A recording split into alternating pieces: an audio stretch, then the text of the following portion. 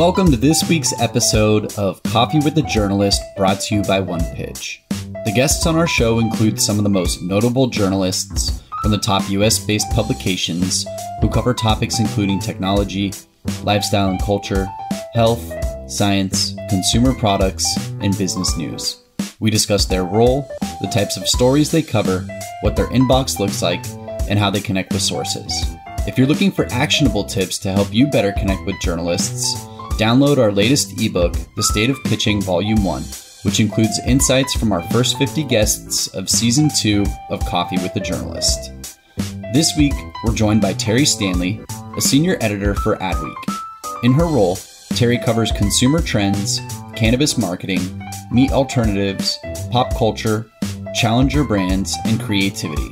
Prior to Adweek, Terry was a freelance writer for the LA Times, Mashable, and Brand Week. She has also appeared on The Today Show, CNBC, VH1, Fox News, and other media outlets to talk about advertising, product placement, and entertainment merchandise. During the episode today, Terry talks about one of her biggest pitching pet peeves, how she is constantly communicating with sources, her favorite afternoon beverage, and lots more. Let's listen to the episode now.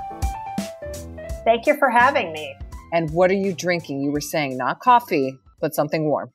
Yeah, not coffee. I try to wean myself off of excessive amounts of coffee. So at this point of the day, it's hot water and lemon and a little honey. Nice. How many of those do you do, by the way? Do you just keep that going?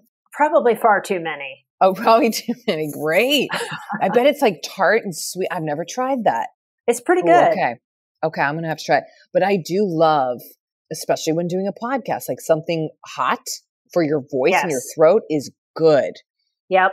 Good intel there. Well, Terry, as we've heard just at the top with your extensive background, you've been in the business for a while and LA based and everywhere from Mashable to the Hollywood Reporter, Ad Age, at Brand Week, all these places. How is your inbox these days in terms of pitches? It's funny that you ask. Yes, why? Because I just had a very interesting exchange with a woman who heads a PR firm. You must tell us. Yeah, exactly. Well, we're friends. Okay. We really are truly friends. And she's amazing. She has a lot of people who work for her who she cannot possibly keep track of. Of course. There are so many of them and they're shooting off in so many different directions.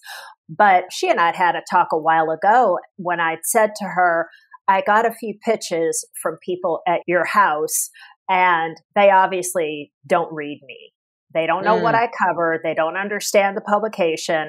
And she said, I want you to send me that right away. Like, tell me. She wanted to know. So yeah, I am that journalist. I'm that asshole journalist who rats you out if you pitch me stuff that, it's clear you don't know what I do for a living. Yeah. Ooh. I will rat you out. And so that's what I did. There were 2 pitches from people in her firm just today. And I sent them to her and I said, okay, this pitch is just a hot mess. Oh, no. And then this pitch is, why is this person sending me this? Because they obviously don't read my cannabis coverage in Adweek. So it was one of those prepackaged. Oh, man. So wait a second. How did she respond? Oh, she was like, no, she wants to know. Yeah. She wants to know. She said, thank you for flagging. And I said, hey, I'm sure it's nearly impossible to keep track of all these moving parts, but I thought you should know. And then I shared another tidbit with her that said, hey, if this makes you feel any better, I just got a pitch from someone who was basically pitching me old news that has been covered elsewhere. Oh, no. Yeah, hey, here's a story, and it's so great, it's already been covered by X, Y, and Z publications. Oh, ooh.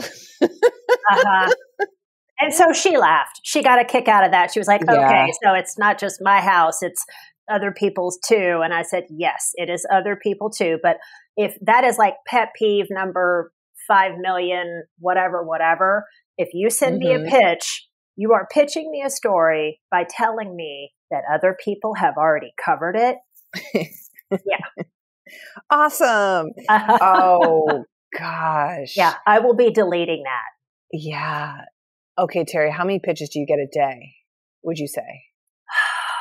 Dozens. Dozens. And so how do you, now what I just picked up from what you just said in terms of, oh, look at this pitch and it gives me the old news. Do you open every pitch? Not always. It just depends Okay. on how much I have coming at me at once and how many deadlines I have. Sometimes I can tell from the subject line that that's not for me. They have done a CC the world. Oh, no. Uh-huh. That's bad. Yeah. So some of them I can just quickly dispense with without even opening. But very often I will at least take a peek, because if it's something that I can funnel to a colleague, if it's worth covering, then we all do quite a bit of that. Okay, it's not my beat, but if it's an Adweek story, why don't I just kick it over to someone else? Your colleague. That's generous of you. But that's also being like a good colleague too. If it's a good thing, if it's a good scoop, then you would want to absolutely keep that going. Yeah. And because I am, and I have been for a very long time, the person for Adweek in LA and in this whole area. So people know me and they just bombard me with everything. And some of this stuff is not for me. Yeah. It might be Adweek, but that doesn't mean I have to write it. So they're just like, oh, Terry will get it to the right person. Do you think that happens? Yes. Oh, no. Oh, God. Well, how do you keep your inbox clean then? Are you one of those mass deleters or do you let it ride? It kind of stresses me out when I have too much. But I think back when they send me something, they want me to cover it. They're not necessarily saying, can you funnel it? But that's just what I do. Yes, I see. Okay, so it's not overt. Terry, could you send us okay, yeah. Right. Okay, that's helpful. You did touch on your pet peeves. Actually, you know what? We're going to get into that in our little QA thing. So I'm going to hold on that. How much time you got? How much time we got? We got all day, Terry. Oh, I am the worst. I am so cranky. I'm so cranky. You know what? Let's just get into it. Give us your top 5 pet peeves right now from the top. Exclusive and all caps. Yeah. We just talked, this is a thing on one of our Slacks right now from someone else talking about this. And in our last AMA, which is on the BAM side, or Ask Media Anything, this was extensively covered. But what would you like to say about exclusives? So we're very clear. I get probably the majority of the pitches that come to me say exclusive. And here's my answer to that. Probably not. Yeah. No, it's not. Don't even pretend that no, it isn't. So shut up. It's not exclusive. That bugs the crap out of me. I can tell. So unless if it's Terry, this is for you. It is only for you. I am not pitching it anywhere else. Can you let me know in 48 hours if you'd like to do it? Yes. That is exclusive. Okay. Yes. Good. That's how I understand it. Oh, but you'd be shocked. Oh, I'm sure. At the varying definitions of the word exclusive. Oh, yeah. That's like splitting hairs, the semantic gymnastics that goes on. No, there is nothing exclusive about that. And what do you think? I was born yesterday? It makes me crazy. Not, Terry. That's right. It makes me crazy. Yeah. Not given your fabulous career here. Okay. So that's one. What's the next one? Embargo. Okay. Okay. How do you define that? Embargo. Because if you are not contacting me from the Pentagon, again, shut up. I mean, come on. I find it so pretentious and precious and infuriating because you, as in our case, it's brands. Now, these are all public companies, or maybe it's an ad agency. So they are answerable to any number of people, right? They're trying to control their news. But what I always tell people is that you don't decide, we decide. Yeah. So embargo makes me crazy, even though we don't jump the gun. Yeah, you don't do that. Okay. Right. But still, that whole phenomenon has really taken off over the last, number of years. And I am completely uncomfortable with it, especially when, I'll give you a stupid example. Yeah. Someone sent me something right before April Fool's Day. Oh no. I can already tell what's going to happen. Go ahead. Well, I was going to be the one putting together the big April Fools. Here's what brands are doing, because last year everyone rightly, smartly sat it out. Did not. Good move. Yeah. Mm-hmm. So this year, okay, they're coming back and they're doing goofy, silly things. So someone sent me this and it said embargoed until a certain time. And I said, all right, I'm going to tell you right now, I am going to publish Adweek's roundup of brand activity for April Fools at approximately this time on this day. And if you're not okay with that, then I will delete this. Then yeah, we're good. Yeah. But it was just stupid. It was so stupid. I had one of those for 420 also. Oh, no. We want to embargo that. And I said, then I will not include you. Yeah. Just go away. Go away. Yeah. Okay, Terry, one more. Other pet peeve. It has to be the prepackaged pitches that come and your name has been cut and pasted on the top. So it was actually dear fill in the blank. Oh, no. Yeah. Get them all the time. It's just so lazy and bad. Because what follows is a pitch that I know, and if you read it, you would also know, has gone to a gazillion people. How many people? And it takes nothing into consideration about what it is that you and I do for a living, what our publication is, what it stands for, what it means, what its parameters are, what its interests are. It doesn't have anything to do with me as a journalist. And those absolutely drive me out of my mind. Wonderful little segment there, Terry. That is very helpful. I get so fired up. I am so just like old school and obnoxious about stuff like that. But it's so good on this show. We've done now like 60 of these. It's very different if it's a journalist who's been like 4 years in the game, 3 years in the game versus decades. And there is difference, I will tell you. Yes, as you could imagine.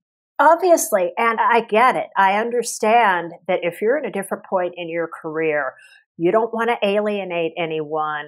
You know how important access is. So you're probably much less likely to point out things like that. But I am completely mercenary. You've reached the pinnacle, Terry. I love it. Or maybe I'm just at like peak crankiness. Just keep it rolling. Okay, this comes from Joanna Clark Simpson from a website called pissconsumer.com. It's an advocacy website. Okay, I don't know. But here's the question. Do you think consumer reviews could serve, I guess, as a good source of information for the news article or article about the product? Do you research those? Oh, I see. So this is not exactly clear from this audience ask, but I think what's being said is, do you, Terry, like, okay, you're going to write about product X. Do you go around and look at the reviews of product X? Like, do you Google it to check out what other people are saying about it, like consumer wise? It depends on the story. It would probably depend on the product. I think that might maybe apply more to something that's new. Yeah. You know, like a challenger brand. Yeah. Rather than an established brand. But social listening is important for all of us. And if we constantly look at social media and reaction online to brands, marketing tactics, commercials, all of it, very important. Yes, consumer reaction, consumer sentiment is very important to what we do. Got it. Okay. So I hope that answers that question for our little audience ask. Okay, that's good. Terry, for stories you do, and you are quite prolific, there's quite a bit you cover from the cannabis, beer, ads, experimental experiences. I'm looking at your thing. I love this piece you did, and this was earlier in April about the Books, talking about the fake look moms give, the pretend like face. Yeah. Okay. Everyone needs to look at that because it is pretty funny and it does come from an agency. But how do you decide to do a story or even like generate the idea for a story? Or are you fed enough pitches and enough things from it? You are the editor, so scratch that. How do you come up with those ideas for a story, especially something like that? In that particular case, I know that ad agency very well. And I have a good open line of communication with them. So often that's how it will happen. Yeah. I've been so kind of embedded in plant-based food products, cannabis, breaking new creativity from ad agencies. So I get a lot of just constant communication from those companies in those spaces. Okay, I got it. And a lot of people that have dealt with me over time, especially, really know my twisted sense of humor. And so they will flag things that they know I'm going to like. Yeah. So, I mean, this one's pretty hilarious. I'm going to drop it in our mom's channel in our Slack group because I'm thanks. Like that. Oh my gosh. People, oh my gosh. When they follow me and when they read a lot of my coverage, I think they get the sense of what will appeal to me. So the good ones, the really good ad agencies, PR people, brand people will funnel things directly to me that they think I'm going to like. I see. Okay. So a lot of it comes through that of agencies and and respect, and they know your humor. Yep. That's good. Are you ever like on a walk or doing a stroll or whatever, and you're like, you know what is TikTok doing? Like, does anything strike you like that? Or kernels of the story input always being like fed in your inbox or you're scrolling around Twitter? The ideas come from all over the place. And the problem with the way a lot of things get pitched to us, and specifically to me, they are of that variety where the brand or the agency has their own agenda that they want to advance. But that may have nothing to do with what Adweek wants to do. That's right. So it is a constant process of looking everywhere, tons of social media scrolling, tons of newsletters and alerts and stuff that I get coming at me that it's important to me to connect the dots because I really love trends. So I have to pull from anywhere and everywhere, including my neighbor telling me that she saw some plant-based product that she'd never seen before at the grocery. Your neighbor told you? She's like, hey, Terry, let me tell you about this thing. Yep. I get news tips from the strangest places. Wow. That's great, though. Does your neighbor know your job? Yes. Oh, okay. Okay. So she's like, oh, I got something good to tell Terry today. That's good. Yeah. They come from anywhere and everywhere, as they should. Yeah. And it's up to me to filter all that stuff. Yeah. And to look at it through that very particular Adweek lens, because I might see something and think, oh, that's a good story, but it's not a good story for me. So I have a really wide range of media and non-media things that I try to keep track of to get ideas. That's good. That's good. Keeps you sharp. Today's interview will continue after this brief message brought to you by OnePitch. Are you curious to see the unique ways OnePitch helps PR professionals and marketers pitch journalists? Head to onepitch.co to learn about our new OnePitch score and see how easy it is to find the right journalist to pitch your news to. Sign up for your free account today. Now, back to today's episode. Okay, we have a little fill in the blank section here, and we'll just run down it. So here we go. My favorite sources always. They bring me value. Would you like to elaborate? They bring me value in some way or another.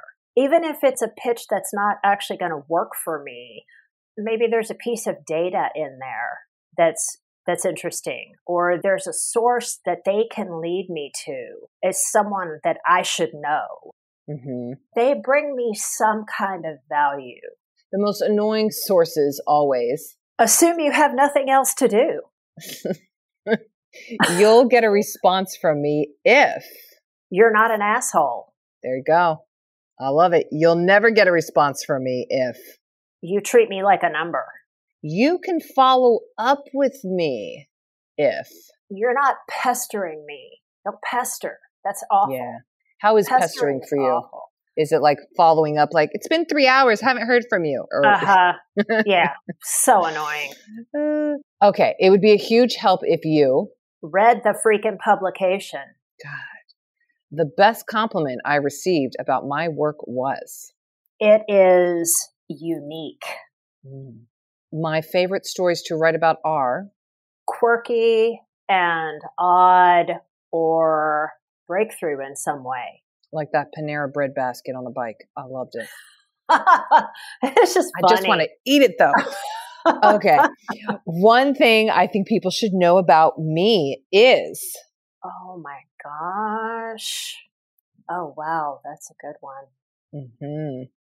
Keep in mind, this is on a podcast. So, you know, you're going to get pitches with people saying, well, Terry, I heard that blah, blah, blah, you know. Yeah. I am discerning. Yes. I'm not open to just anything. We do not, hopefully, as a rule, ever aspire to regurgitate press releases or sort of advance a company's agenda. That's not. Yeah. I must cherry pick. I must and I will, because to me, there is at some point diminishing returns. I churn out, as you mentioned, thank you, back a lot of copy. You do. But I have to be choosy about that because you only have so much brain space and energy and patience. Yeah, exactly. Yeah.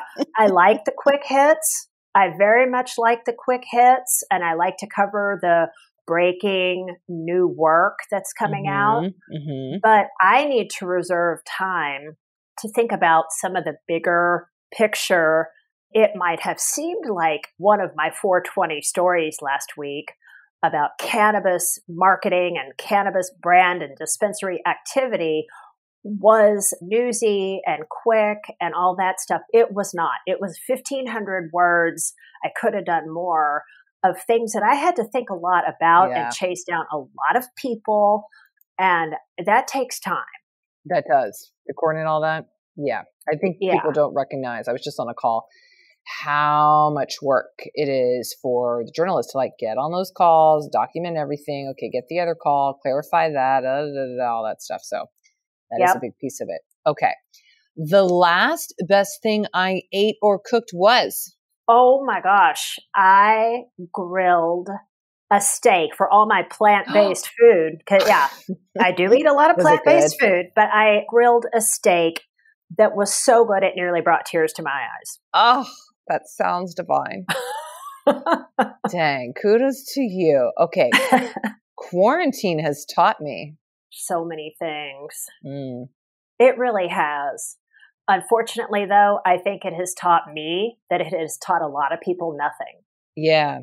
I'm curious to see what the rollover effects of this will be. Exactly. And how quickly people forget things. Exactly. My perfect Sunday is? Outdoors.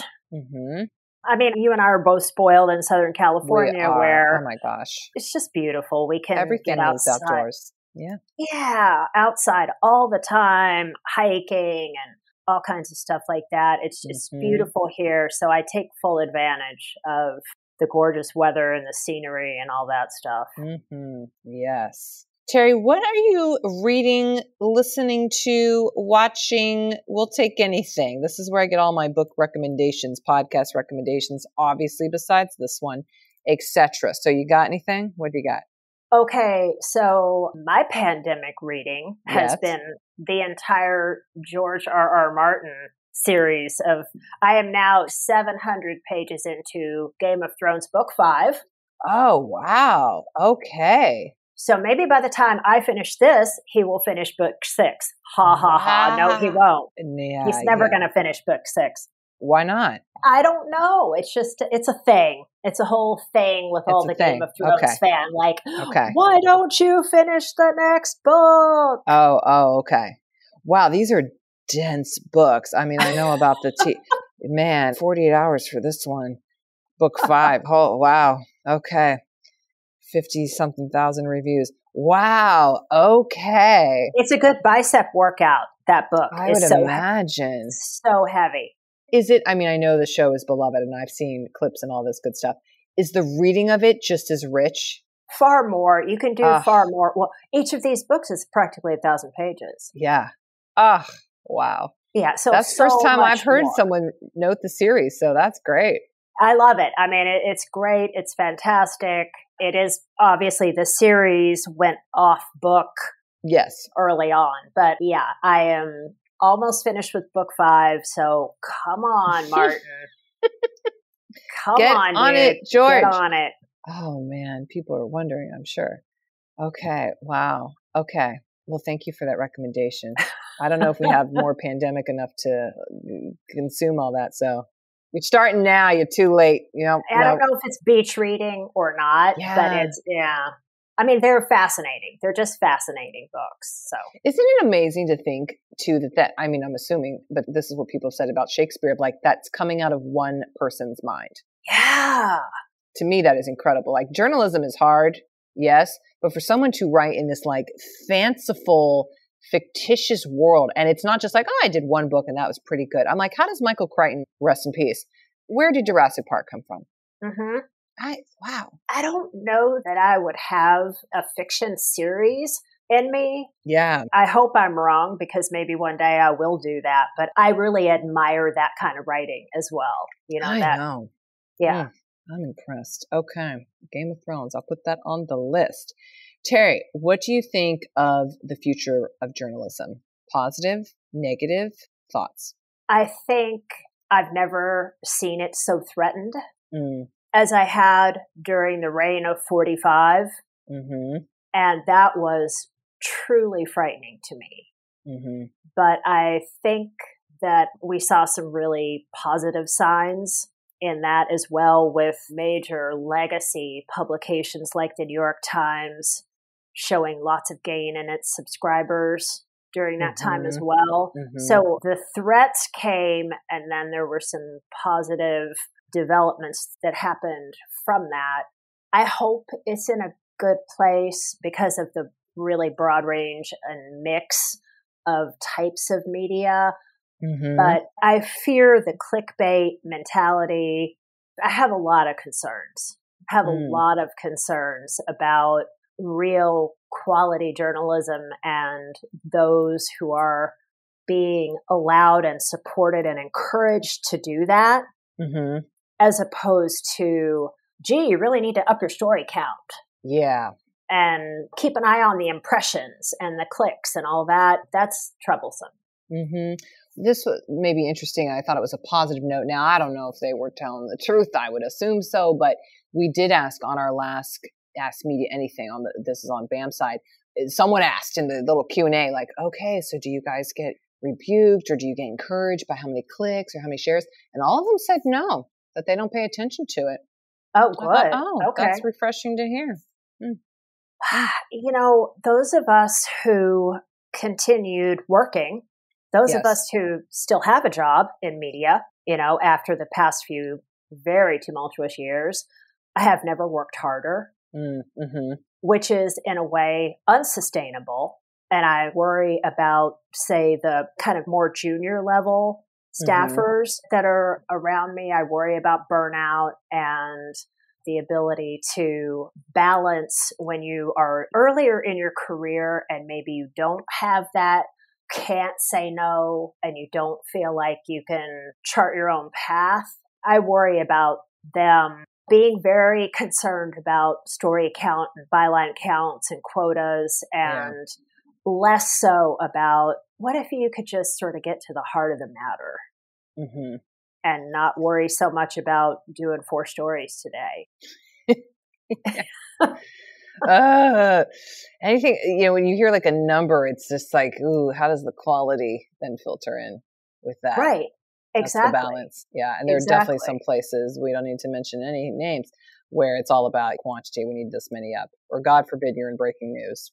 Oof, man. Right. And this is a hard job. As you know, I mean, this is a really freaking hard job. And to do it right sure, sometimes, like I mentioned, I love the quick hits too. It's great just to churn things out. You get the endorphins going, that immediate gratification of, I just wrote that, and 5 minutes later, boom, there it is on the site and shared out to millions of social media accounts. But a steady diet of that becomes, to me, a little lacking. It's not enough. You need things to test your own brain and to flex your own muscles to write things that are more substantive than that. Anything else you'd want to add on the future journalism? Get an MBA. Get an MBA. Ooh, that's the first time I've heard this, Terry. Understand the business side of it. Or just get an MBA. Of it. Yeah. Just go be a business person. There you go. You know what I do see that I think is really interesting, and there are some people at Adweek, for instance, who handle a lot of our social media. So they handle our Twitter account and our TikTok account and all that stuff. And you mean yours personal, or you mean the brands? The brand, the Adweek brand. So that they are pushing out and promoting all of our stories and all that. But man, I think my hat's off to them. They do some amazing stuff, and they really are kind of jack of all trades. Yeah, you got to be sharp for a social media account. Plus, they are very multi-talented, meaning they can write, they can do video, they do the scripts, they can do the production, then they socialize it. I mean, they do. Then they promote it. They pay it. Yep. Yeah. Every piece of it. And here I am over here, just clickety clack writing away.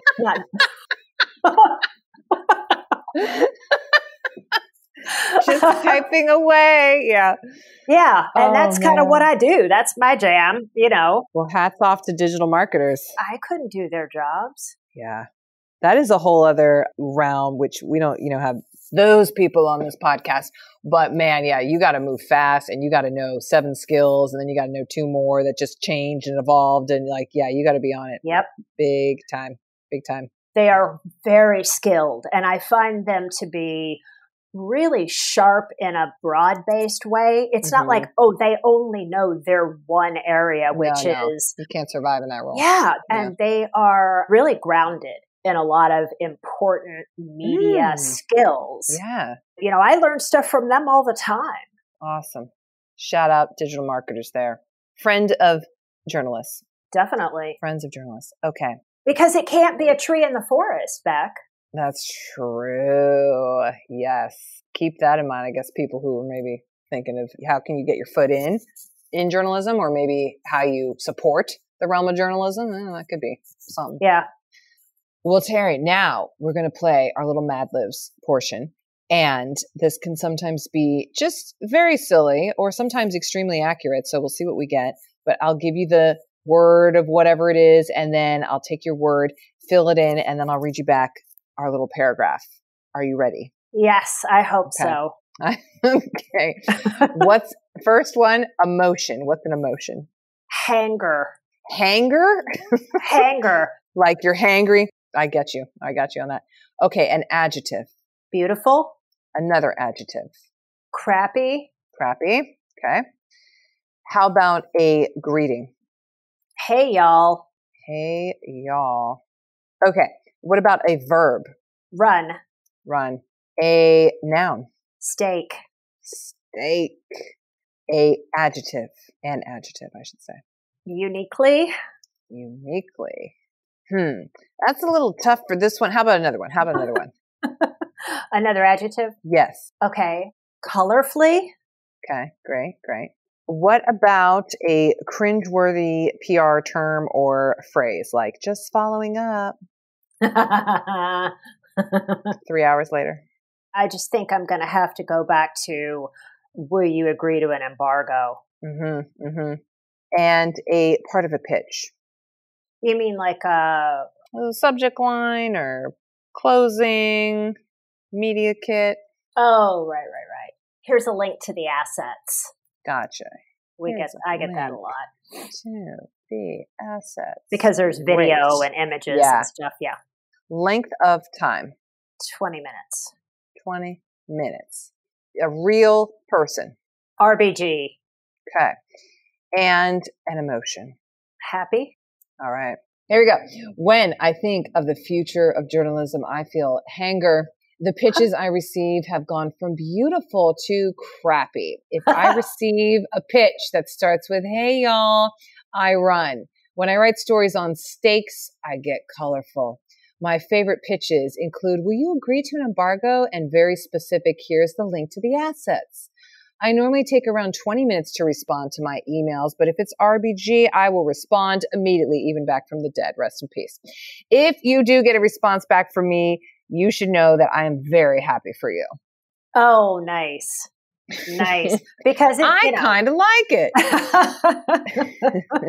Yeah. Because like we had a joke recently among my creativity team about NFTs, because now, oh God, fast and furious, it's coming, and everybody was talking about Dogecoin and all that. And I said, isn't that some kind of robot money? And, of course it's not. And then somebody said, I am getting a lot of NFT pitches. And I said, I just delete those. You're just strong delete. Don't even look. Yeah. Hard pass. Yeah. It's a bit frothy out there for those, but I guess people are making money. I guess. There's a lot of ways to make money, Terry. Journalism is not generally one of them. I mean, maybe we should let people know. That's true. Let that be stated for the record on this podcast. Well, Terry, thank you so much for your time and your pearls of wisdom and your pet peeves and all the things.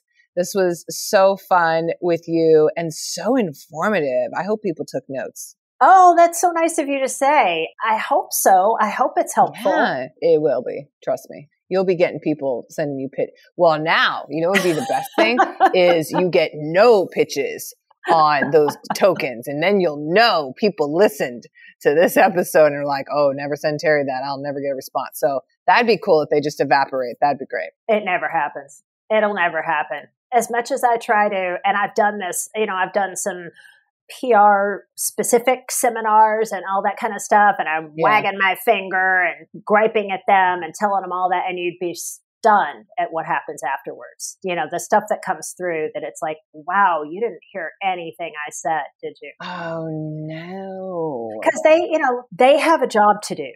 Their job is to advance that agenda, get placements of whoever the client, client X. And that may have nothing at all to do with our jobs. Yeah.